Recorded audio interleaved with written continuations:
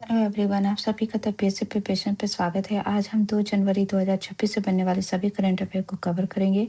उससे पहले हम लास्ट क्लास का रिवीजन कर लेते हैं। लास्ट क्लास में हमने पढ़ा था, भारत किस देश को पीछे छोड़कर $4.18 ट्रिलियन इकोनॉमी के साथ दुनिया का चौथा इकोनॉमी वाला देश बन गया है? तो जापान।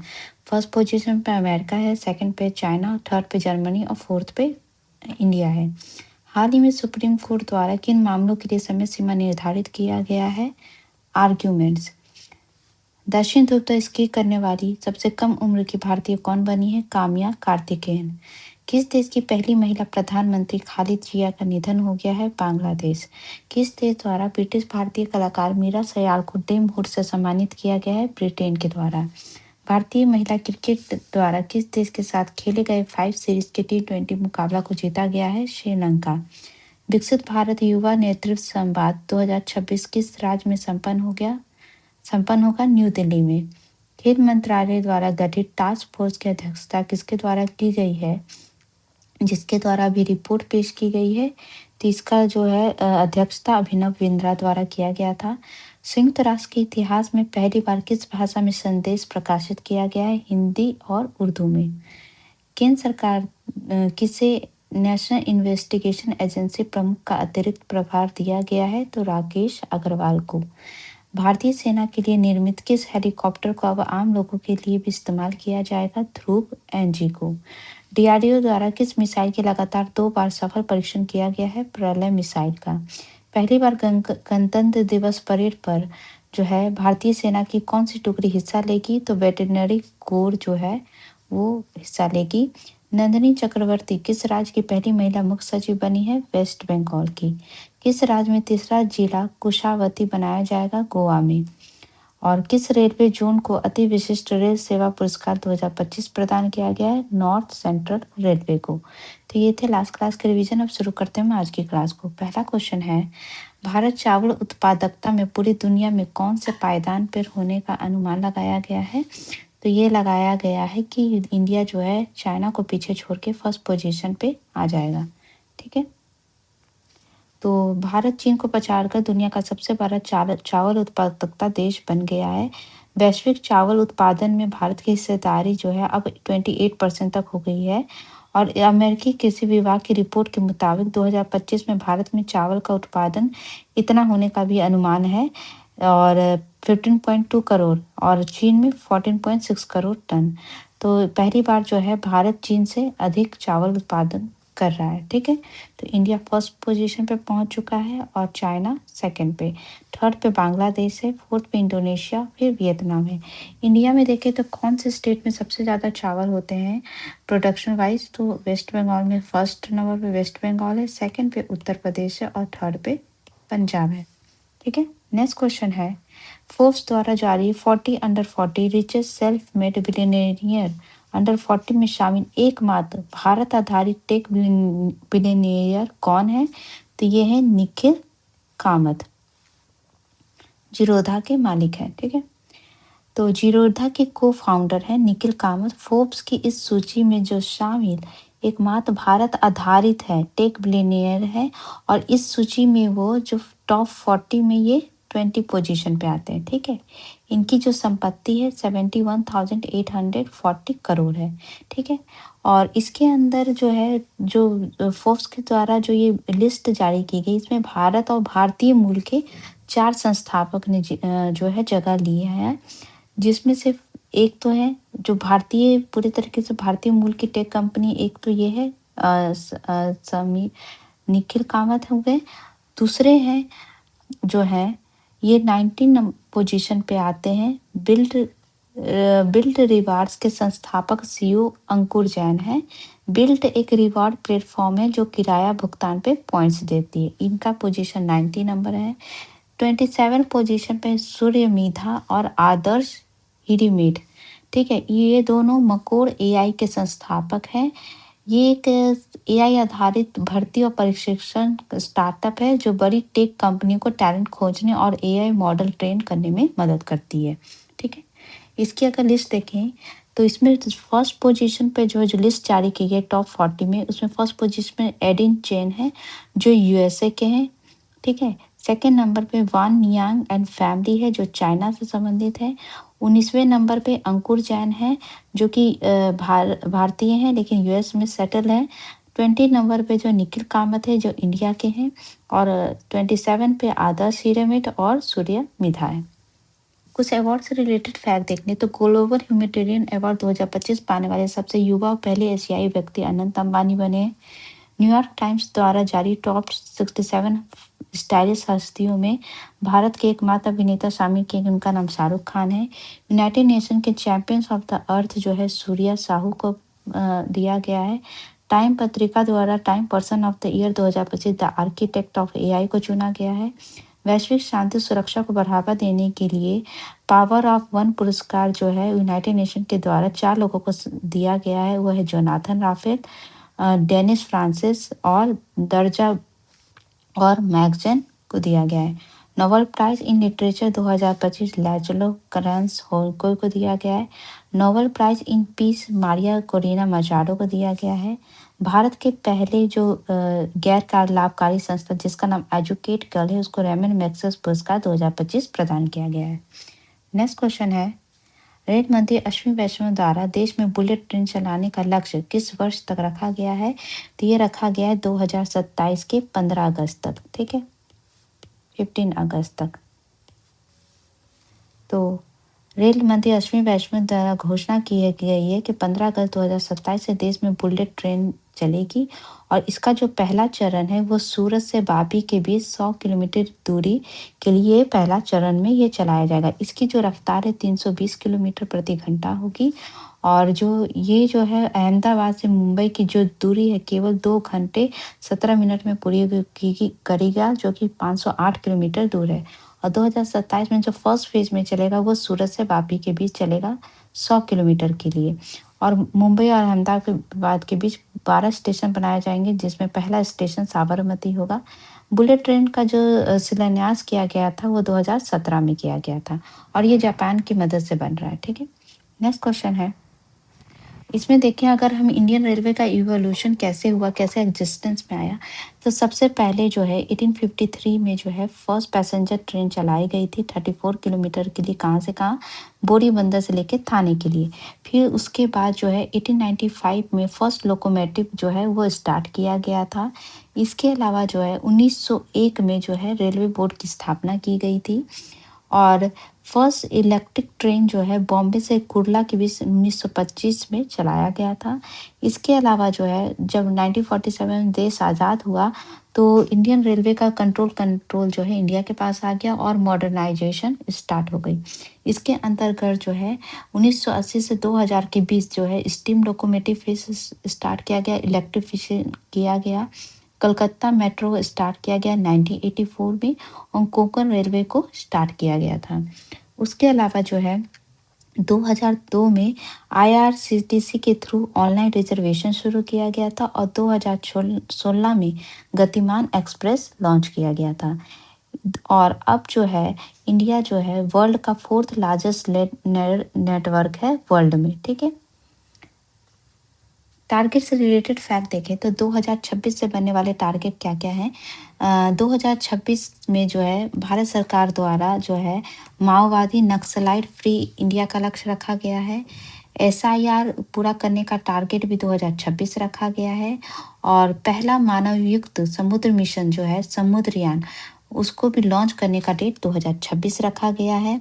और ज्योतिरादित्य सिंधिया द्वारा जो है अगले 10 साल में टेलीकॉम सेक्टर का भारत की जीडीपी का कितने प्रतिशत होने का लक्ष्य रखा गया, 20%। 2027 से जो टारगेट है वो है आपके ये है यहाँ तक। इसमें जो है नितिन गडकरी द्वारा भारत को कचरा मुक्त बनाने का लक्ष्य भी 2027 रखा गया है। डिजिटल जनगणना जो है शुरू करने का लक्ष्य जो है पहली बार डिजिटल जनगणना वो भी 2027 में होगी। और कैग द्वारा सभी राज्यों विधानसभा केंद्र शासित प्रदेशों में एक समान व्यय वर्गीकरण अपनाने का लक्ष्य 2027-28 रखा गया है और कैग के द्वारा ही 2026-27 से ईज ऑफ लिविंग ऑडिट किया जाएगा। ठीक है, इसके अलावा 2030 से बनने वाले लक्ष्य है कि पंचायत राज द्वारा देश के गांव में जियो पार्शियल प्लानिंग का लक्ष्य 2030 रखा गया है। रेबिस मुक्त भारत का लक्ष्य 2030 है।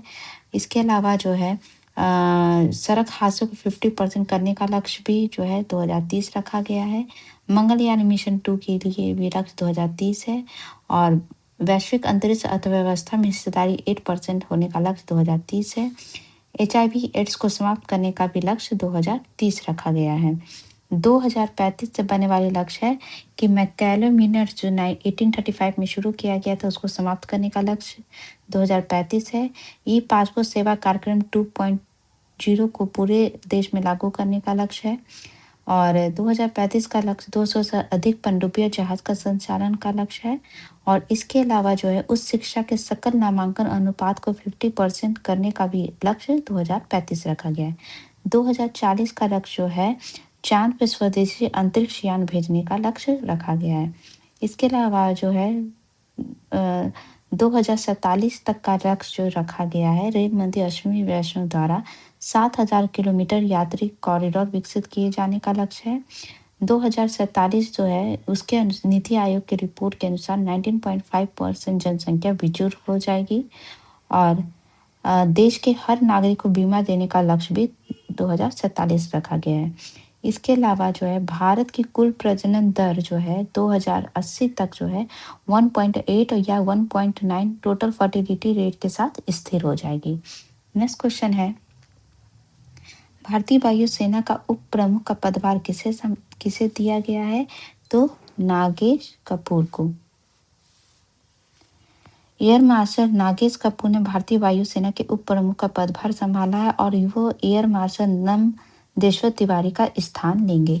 अभी हम देखें तो आर्मी में जो आर्मी चीफ जो है वो जनरल उपेंद्र द्विवेदी है, एयर चीफ जो है AP सिंह है और नेवल चीफ है जो है वो दिनेश त्रिपाठी है। नेक्स्ट क्वेश्चन है हाल ही में किस यूरोपीय देश द्वारा 15 साल से कम उम्र के बच्चों पर सोशल मीडिया पर प्रतिबंध लगाने के लिए ड्राफ्ट जारी किया गया है? तो ऐसा जारी किया गया है फ्रांस के द्वारा। अभी हमने कुछ दिन पहले पढ़ा भी था कि ऑस्ट्रेलिया में जो है 16 साल से कम उम्र के बच्चों पे जो इंटरनेट पे पूरी तरह का पाबंदी लगा दी गई है और अब फ्रांस में भी इस तरीके का प्लान लाया जा रहा है और इसकी जो घोषणा अभी वहाँ के राष्ट्रपति इमैनुअल मैक्रोन के द्वारा ये ड्राफ्ट जारी करके किया गया है। फ्रांस की लोकेशन देखें तो फ्रांस जो है यूरोप का एक देश है जिसका जो इसकी राजधानी वो पेरिस ये सीन नदी के किनारे बसा हुआ है। ठीक है, अगर सबसे पहले देखें तो इसका जो इसके चारों तरफ ये अटलांटिक ओशियन है, यहाँ पे बे ऑफ बिस्के की लोकेशन है और इंग्लिश चैनल के थ्रू फ्रांस जो है ये यूके से अलग होता है और डोवर स्ट्रेट के थ्रू फ्रांस और ये फ्रांस और इंग्लैंड अलग होते हैं और इंग्लिश चैनल और यहाँ पे नॉर्थ सी जो है ये आपस में मिलते हैं। ठीक है, फ्रांस की जो है सबसे लॉन्गेस्ट रिवर जो है जो पूरी तरीके से फ्रांस में वो लॉरे रिवर है। यहाँ पे पेरेनिस पर्वत देख रहे होंगे, पेरेनिस पर्वत के थ्रू जो है फ्रांस जो है ये स्पेन से अलग होता है। यहाँ पे अल्प माउंटेन की लोकेशन है जिसके थ्रू फ्रांस जो है वो इटली और स्विट्जरलैंड से अलग होता है और इसकी सबसे ऊंची चोटी जो है माउंट ब्लैंक है और यहीं से जो है आल्प्स पर्वत से ही राइन रिवर निकलती है जो इसकी जो जर्मनी की सीमा बनाती है। यहाँ पे जूरा माउंटेन आप देख रहे होंगे जिसके थ्रू जो है फ्रांस और स्विट्जरलैंड अलग होते हैं। इसकी सीमा जो है मेडिटेरियन सी से भी लगती है और मेडिटेरियन सी में कॉर्सिका जो है एक आइलैंड है जो कि फ्रांस की सबसे लार्जेस्ट आइलैंड है। ठीक है, और जो 0 डिग्री प्राइम मेरिडियन लाइन है वो फ्रांस से भी होकर गुजरती है। नेक्स्ट क्वेश्चन है रेटिंग एजेंसी EY के अनुसार 2047 तक भारत में प्रति व्यक्ति आय कितना हो जाएगा? तो ये हो जाएगा 13.5 लाख। अभी जो प्रेजेंट में है वो 2.5 लाख है। ठीक है, तो जो है 21 सालों मतलब इस देश की अर्थव्यवस्था साल 2047 तक मतलब 21 सालों में $26 ट्रिलियन हो सकती है जो अभी करीब $4.18 ट्रिलियन जिसकी घोषणा कल ही की गई थी कि भारत चौथी सबसे बड़ी इकोनॉमिक कंट्री बन गई है। तो EY के अनुसार जो है ये कहा गया है कि इसी विकास के साथ भारत में प्रति व्यक्ति आय जो अभी 2.5 लाख रुपए है, ये बढ़कर 13.5 लाख रुपए हो जाएगी 2047 तक। कुछ इंपॉर्टेंट रिपोर्ट देखें तो एनसीआरबी रिपोर्ट 2023 के तहत जो है महाराष्ट्र में किसानों के द्वारा आत्महत्या के मामले सबसे ज़्यादा है। हुरन इंडिया रिच लिस्ट के अनुसार जो है सबसे अमीर व्यक्ति मुकेश अंबानी है। ट्रैवल ट्रेंड्स रिपोर्ट के अनुसार भारत का जोरहाट आसाम 2026 में भारतीयों का सबसे लोकप्रिय गंतव्य बन जाएगा। अंतर्राष्ट्रीय पत्रिका टाइम आउट के मुताबिक एशिया महाद्वीप का सबसे खुशहाल शहर मुंबई है। अखिल भारतीय हाथी गणना 2025 के अनुसार कर्नाटक में जंगली हाथियों की संख्या सबसे ज़्यादा है। The state of the world children report 2025 में जो जारी किया गया है वो जारी किया गया है यूनिसेफ के द्वारा। सिप्री रिपोर्ट के अनुसार 100 हथियार निर्माता कंपनी में भारत के तीन कंपनियों को शामिल किया गया था। वो था बेल, हल और Mazagon Mazagaon shipyard limited. Global university I India opportunity report में जो शहर पहले स्थान पे है वो है दिल्ली एनसीआर। और हाल ही में रिपोर्ट के अनुसार जो गंगोत्री ग्लेशियर है वो 60 वर्षों में 36 किलोमीटर तक सिकुड़ जाएगा। और हाल ही में नीति आयोग द्वारा रिपोर्ट जारी किया गया जिसमें उच्च शिक्षा के लिए भारतीय छात्रों की पहली पसंद है वो है कंट्री है कनाडा। नेक्स्ट क्वेश्चन है, इसरो का मानवयुक्त अंतरिक्ष मिशन गगनयान का पहला कक्षीय परीक्षण G1 किस वर्ष होने का लक्ष्य निर्धारित किया गया है? तो ये लक्ष्य निर्धारित किया गया है 2026 में। ये फर्स्ट अनक्रूड मिशन होगा जिसमें कोई भी क्रू मेंबर नहीं भेजे जाएंगे। तो ये जो है फर्स्ट G1 मिशन जो होगा वो 2026 में होगा और क्रूड मिशन जो है वो 2027 तक जारी किया जाएगा।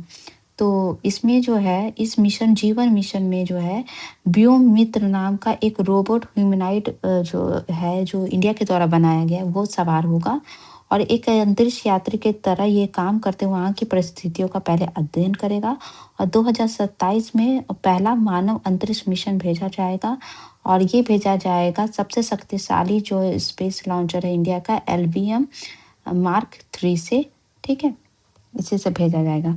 तो गगनयान मिशन के लिए जो अगर मॉड्यूल देखें तो ये आपका क्रू मॉड्यूल है जिसमें एस्ट्रोनॉट शामिल होंगे और ये सर्विस मॉड्यूल है और ये जो है पूरा जो है ये जो है ह्यूमन रेटेड लॉन्च व्हीकल के थ्रू इसको लॉन्च किया जाएगा LVM Mark 3 से। नेक्स्ट क्वेश्चन है, किस देश द्वारा भारत के युद्धपोत INS विक्रांत और INS उदयगिरी को मानवीय सहायता के लिए सम्मानित किया गया है? तो ये ऐसा सम्मानित किया गया श्रीलंका गवर्नमेंट के द्वारा, क्योंकि अभी श्रीलंका में जो है दितबाह तूफान आया था तो उसके लिए भारत की तरफ से ये दोनों युद्धपोत गए थे मानवीय सहायता प्रदान करने के लिए। और जो ऑपरेशन चलाया गया था ऑपरेशन जो है ऑपरेशन जो है बिंदु शिविर करके कुछ ऑपरेशन था, अभी मुझे ये एग्जैक्ट याद नहीं आ रहा है, आप मुझे ज़रूर बताइएगा कमेंट बॉक्स में कौन सा ऑपरेशन लॉन्च किया गया था। तो इसमें जो है श्रीलंका की नौसेना ने आपदा सहायता के लिए INS विक्रांत और INS उदयगिरी सहित 8 विदेश पोतों को सम्मानित किया था और ये तीनों विमान वाहक पोत हैं और ये भीषण जो दितबाह तूफान आया था उसके लिए जो है ये राहत अभियान के लिए गए थे और इस आपदा में श्रीलंका के 600 से अधिक लोगों की मौत हो गई थी, ठीक है। कुछ इंटरनेशनल रिलेशन देखें तो PM नरेंद्र मोदी अपने अभी 4 दिवसीय दौरे पे गए थे जिसमें वो जॉर्डन गए थे, इथियोपिया और ओमान गए थे। तो अभी सबसे पहले वो जॉर्डन गए थे और इसके अलावा जो है इथियोपिया जब गए थे तो वहाँ पे जो है उनको सम्मानित भी किया गया था और ओमान में भी उनको गार्ड ऑफ ऑनर प्रदान किया गया था, ठीक है। First class of order of Oman जो है नरेंद्र मोदी को सम्मानित किया गया था। इसके अलावा जो है इजराइल में जो है तेल अवीव विश्वविद्यालय में इंडिया चेयर की स्थापना की गई थी और अमेरिका का जो है रोमियो हेलीकॉप्टर जिसका नाम MS-60R है, इसका दूसरा स्क्वाड्रन ओस्प्रो को भारतीय नौसेना में शामिल किया गया है। हाल ही में भारत और ओमान के बीच मुक्त व्यापार पर समझौता हुआ है।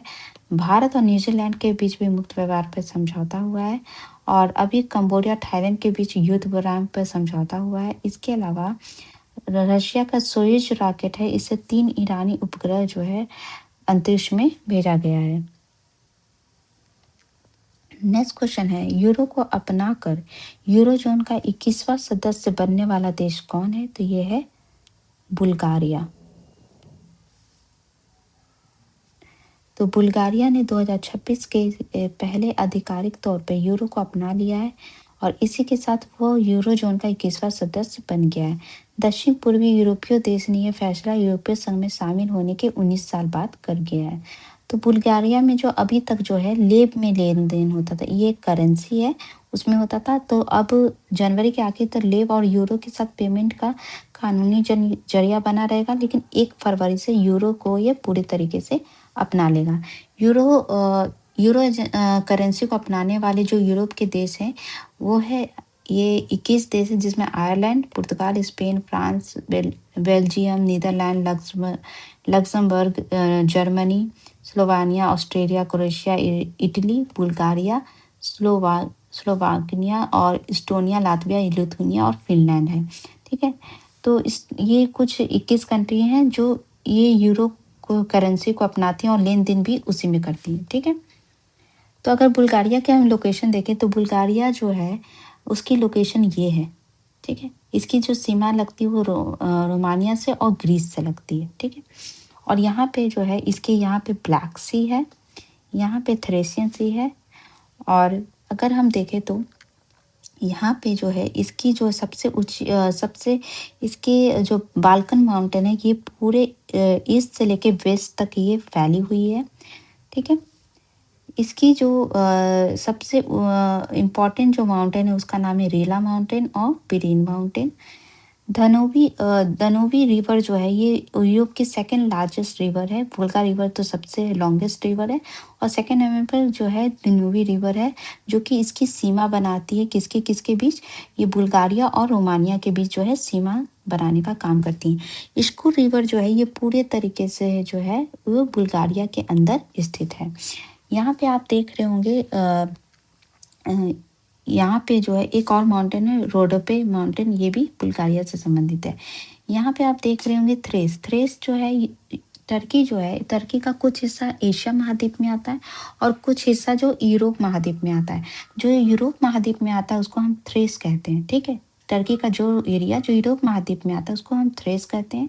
और यहाँ पे आप देख रहे होंगे सी ऑफ मरमरा जो है ये ब्लैक सी, ठीक है, और थ्रेसियन सी जिसको एजेजियन सी भी कहते हैं, इन दोनों को कनेक्ट करने का काम करता है सी ऑफ मरमरा। ठीक है, नेक्स्ट क्वेश्चन है पारंपरिक डाक सेवा को